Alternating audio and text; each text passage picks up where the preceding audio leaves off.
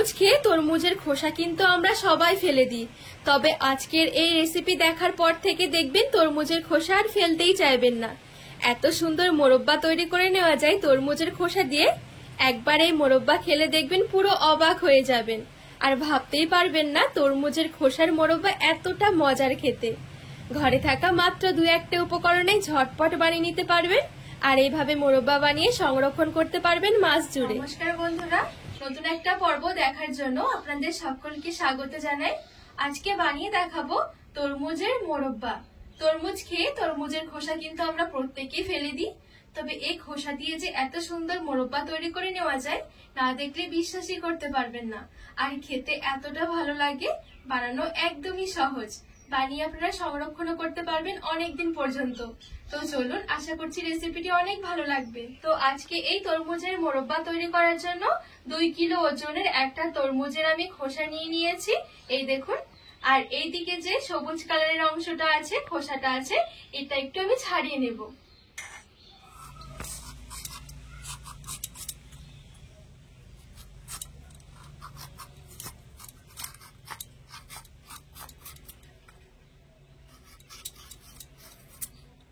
তো এই দেখুন, খুব সুন্দরভাবে খোসাটা আমি ছাড়িয়ে নিয়েছি। এবারে এভাবে করে একটু পিস পিস করে কেটে নেব, ঠিক এইরকম।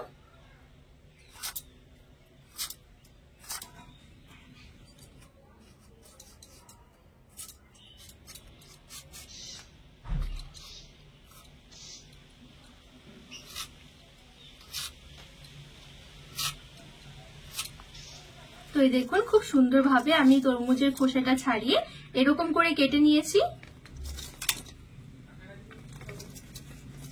এবারে গ্যাসের উপরে একটা কড়াই বসিয়ে দিয়েছি, কড়াইয়ের মধ্যে দিয়ে দিচ্ছি বেশ কিছুটা জল। কেটে রাখা তরমুজটা আমি দিয়ে দিচ্ছি, সামান্য একটু দিয়ে দিচ্ছি লবণ, একটু নেড়ে ছেড়ে নেব। এবারে ঢাকা দিয়ে ঘড়ি ধরে পুরো 10 মিনিটের জন্য মিডিয়াম আঁচে একটু সেদ্ধ করে নেব। তো এখানে আমি পুরো 10 মিনিটের জন্য একটু সেদ্ধ করে নিয়েছি। এবারে জল থেকে ছেঁকে নেব।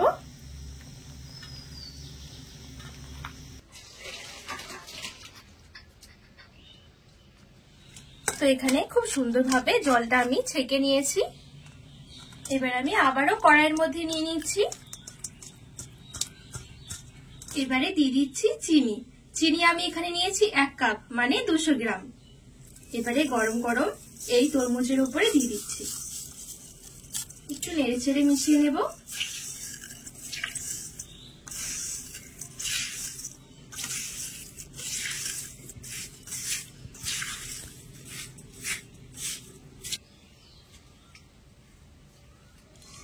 তো খুব সুন্দরভাবে চিনিটার সাথে আমি নেড়ে চেড়ে মিশিয়ে নিয়েছি।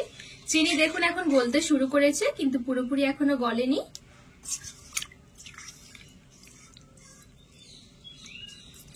এবারে আমি ঢাকা দিয়ে রেখে দেব পুরো 5 মিনিটের জন্য। ততক্ষণে কিন্তু চিনিটা খুব সুন্দরভাবে গলে যাবে। তো ঢাকা দিয়ে আমি 5 থেকে 7 মিনিটের জন্য একটু ঢেকে রেখে দিয়েছিলাম।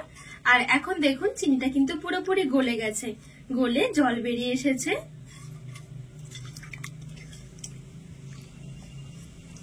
দুটো তেজপাতা নিয়েছি, তেজপাতাগুলো একটু ছিঁড়ে দিয়ে দেব। আর 2 টুকরো নিয়েছি দারুচিনি, আর 4টে এলাচ নিয়েছি, একটু মুখ ফাটিয়ে দিয়ে দিচ্ছি। এবারে গ্যাস ধরে আমি এই কড়াইটা বসিয়ে দিয়েছি। এবারে গ্যাসের আঁচটা মিডিয়াম থেকে লো আঁচের মাঝামাঝি রেখে একটু জাল দিয়ে নেব।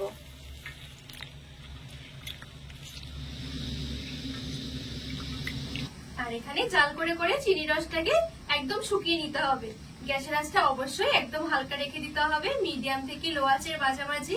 খুব বেশি গ্যাসের আঁচ বাড়িয়ে কিন্তু জাল করলে মোরব্বাগুলো শক্ত থেকে যাবে, ভেতরে চিনি রসটা ঢুকতে চাইবে না। আর এখানে আমি কিছুক্ষণের জন্য আবার ঢাকা দিয়ে রেখে দিচ্ছি, মোটামুটি 3 থেকে 4 মিনিট।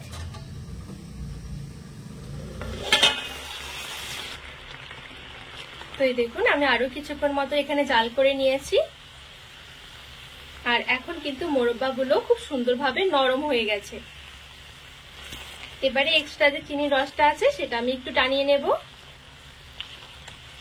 আর এই পর্যায়ে দিয়ে দেবো একদম সামান্য একটু ভিনিগার, মোটামুটি হাফ টেবিল চামচ। এতে করে আপনারা কিন্তু অনেকদিন পর্যন্ত এই মোরব্বাগুলো রেখে দিতে পারবেন, কোনোভাবেই নষ্ট হবে না। মিশিয়ে নেব।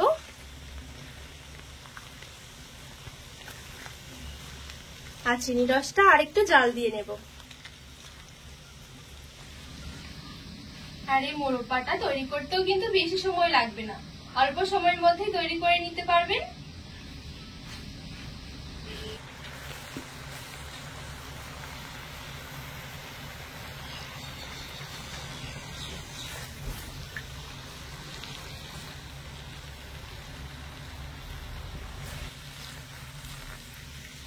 তো জাল দিতে দিতে চিনি রসটা কিন্তু আমি একদম শুকিয়ে নিয়েছি। এবারে ঠিকঠাক ভাবে হয়েছে নাকি সেটা বোঝার জন্য একটু চিনি রসটা আমি দেখিয়ে দিচ্ছি। এই দেখুন, একদম কিন্তু তার হতে শুরু করেছে। তার মানে বুঝতে হবে মোরব্বাটা কিন্তু এখন রেডি। এরকম একটা ছাকনা দিয়ে এভাবে করে একটু ছেঁকে তুলে নেব।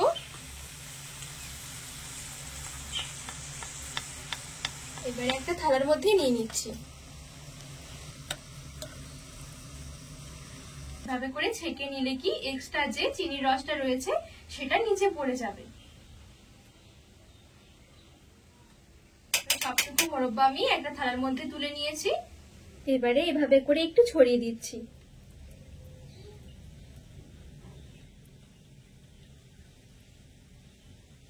এবারে মোরব্বাগুলো ফ্যানের নিচে রেখে একটু শুকিয়ে নেব।